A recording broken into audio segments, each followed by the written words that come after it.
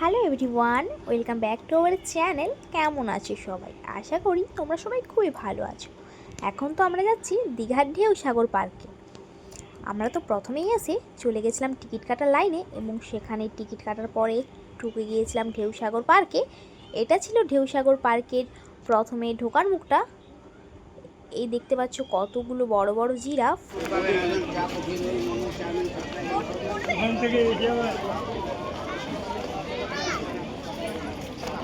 এরপরেই চলে গেছিলাম ঢেউসাগর পার্কের মূল আকর্ষণ জাম্পিং রোপে।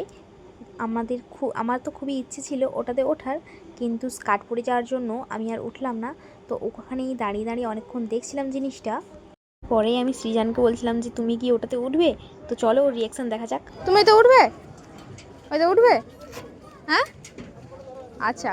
আমরা তো ঠিক করেছিলাম আজকের সন্ধেটা ঢেউসাগর পার্কেই কাটাবো, সেই জন্য আমরা এখানেই দাঁড়িয়েছিলাম আর বসে বসে ওই জাম্পিং রোপটা দেখছিলাম। কারণ উঠার যতটা না ইচ্ছে ছিল, ওখানে বসে বসে দেখতেও আমার আরও বেশি ভালো লাগছিল। তো অনেকেই দাঁড়িয়েছিল এই জাম্পিং রোপের জিনিসটা দেখার জন্য।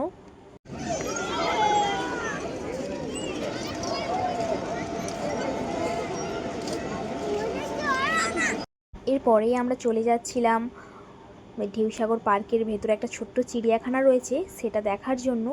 চলো দেখা যাক চিড়িয়াখানাটার ভেতরে কি কি আছে। সবাই বলছিল সেরকম কিছু নেই, কিন্তু দেখা যাক কি কি আছে।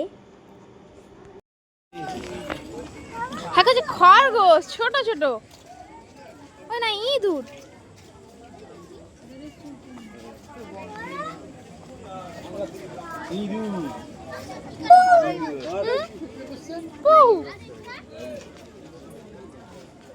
এটা কিছু নেই, চো।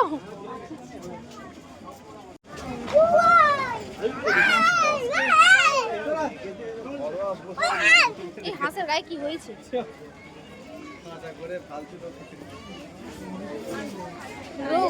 চিড়িয়াখানার ভেতর তো কিছুই ছিল না, খালি দুটো খরগোশ, হাঁস আর ইঁদুর।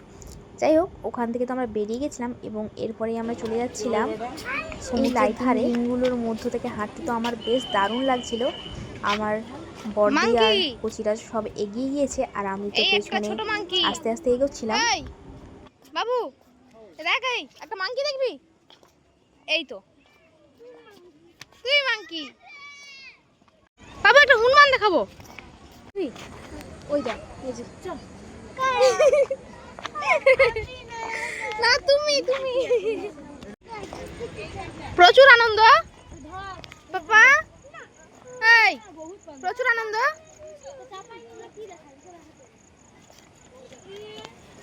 দেখি আলো আলো এই সাইড দিয়ে চলো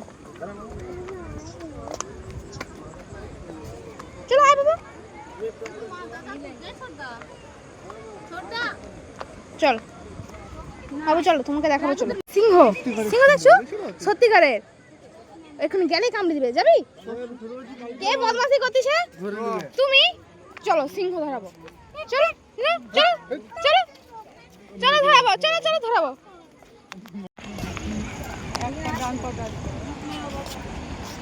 ওই এইখান থেকে সমুদ্র আছে।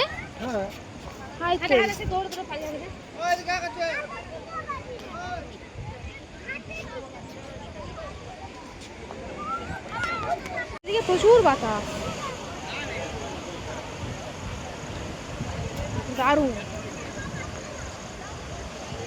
আমরা তো এখন চলে এসেছি ঢেউসাগর পার্কের পেছনের দিকটা, আর এখানে তো বসার জন্য একটা বেঞ্চি রয়েছে আর এখানে অনেকগুলো দোকান রয়েছে।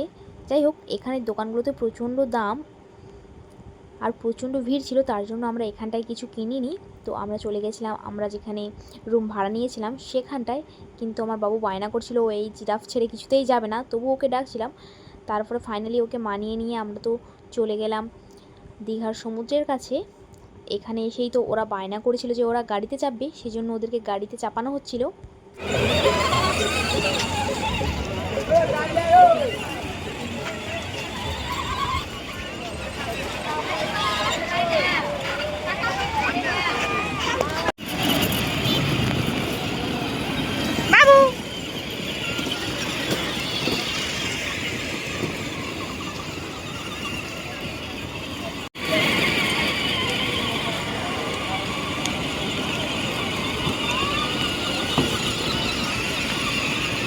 এরপরেই তো চলে গেছিলাম আমি আর বোন মিলে কুলফি খাওয়ার জন্য।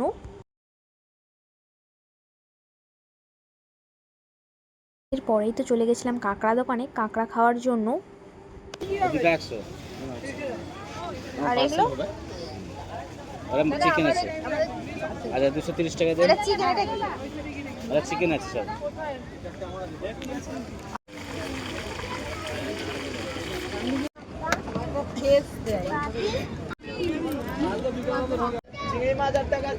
মা বিড়ালটার সব চলে যায়।